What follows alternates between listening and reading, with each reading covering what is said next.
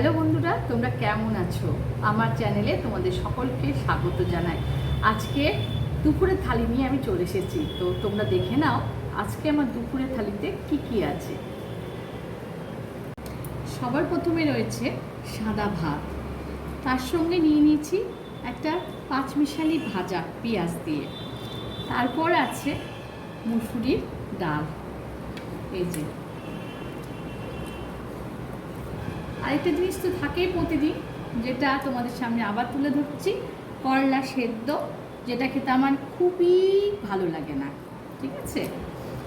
আর রয়েছে ট্যাংরা মাছের ঝোল, আমাদের এখানকার জ্যান্ত ট্যাংরা মাছ, গঙ্গার মাছ একেবারে। আর তার সঙ্গে রয়েছে ডিমের পোচ, আর হ্যাঁ, একটু ভুজিও আছে, যেটা ডাল দিয়ে খেতে খুবই ভালো লাগে।